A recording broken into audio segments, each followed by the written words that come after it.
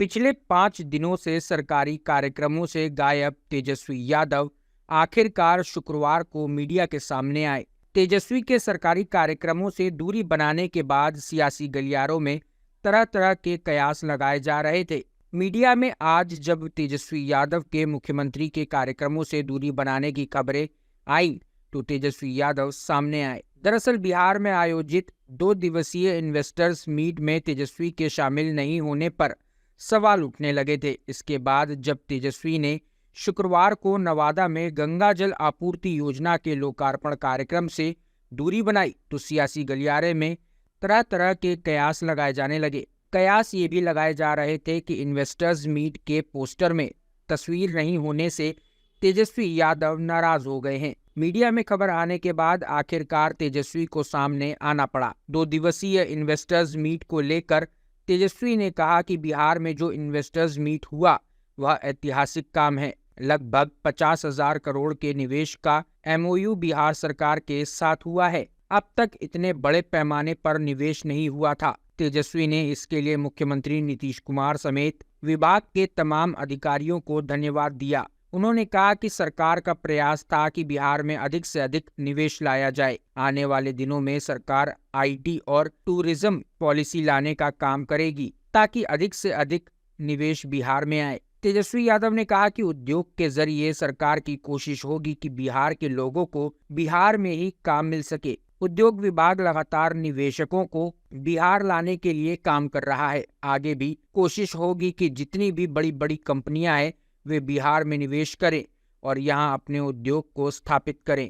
बिहार के लोगों को बिहार में ही रोजगार मिलेगा तो उससे रेवेन्यू भी सर्कुलेट होगा, जिसका फायदा सभी को मिलेगा। बता दें कि मुख्यमंत्री नीतीश कुमार के कार्यक्रमों में तेजस्वी के शामिल नहीं होने पर पार्टी नेता कह रहे थे कि तेजस्वी यादव शादी की सालगिरह पर पिछले हफ्ते सपरिवार तिरुपति बालाजी गए थे। कहा जा रहा था कि तिरुपति बालाजी से मुंडन करवाकर लौटने के बाद उन्हें ठंड लग गई है, इसलिए डॉक्टरों की सलाह पर वे घर में आराम कर रहे हैं। हालांकि सियासी गलियारे में यह बात किसी को हजम नहीं हो रही थी और कयासों का बाजार गर्म हो गया था, लेकिन तेजस्वी यादव ने सामने आकर सभी कयासों पर विराम लगा दिया। देखिए, इसमें इंडस्ट्री डिपार्टमेंट जो है काफी दिनों से जो है मेहनत कर रहा है और आप सब लोगों को पता है कि कल जो है इन्वेस्टर जो मीट हुई है, एक ऐतिहासिक काम जो है बिहार में हुआ है। लगभग 50,000 करोड़ का इन्वेस्टमेंट का MOU बिहार सरकार के साथ हुआ है, जो कि अब तक इतना बड़ा काम अब तक नहीं हुआ। तो इसके लिए इंडस्ट्री डिपार्टमेंट के सभी अधिकारी, मंत्री, मौलिक साहब, शमीर जी, सब लोगों को धन्यवाद हम लोग देते हैं। माननीय मुख्यमंत्री जी को हम लोग धन्यवाद देते हैं कि सब लोगों का प्रयास रहा कि भाई बिहार में ज़्यादा से ज़्यादा इन्वेस्टमेंट हम लोग लाए और ये और भी आसान हो जाएगा आने वाले दिनों में। जल्दी ही जो है पॉलिसीज़ जो हैं, IT पॉलिसीज़ जो है या टूरिज्म पॉलिसी जो है, वो भी जल्दी से जल्दी हम लोग जो है लाने का काम करेंगे ताकि इन्वेस्टर्स को आने में जो है और सुविधा हम लोग दे पाए। इसके लिए हम लोग सारा काम कर रहे हैं।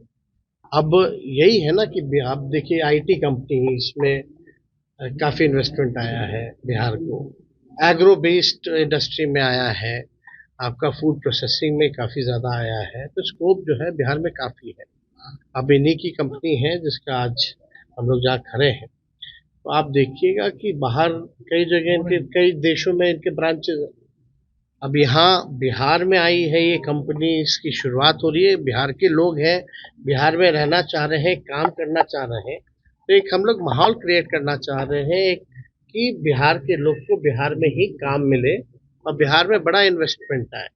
अब इन्हीं लोगों से आप जान सकते हैं कि जिस हिसाब से इंडस्ट्री डिपार्टमेंट जिस हिसाब से काम कर रही है, बिहार सरकार जिस हिसाब से काम कर रही है नीतीश जी के नेतृत्व में, तो आप इनसे पूछिएगा तो कई देशों में इनको 6 महीने लग गए कागजी काम को पूरा करने में, लेकिन यहाँ 3 महीने में जो है सब कुछ जो है हो गया है।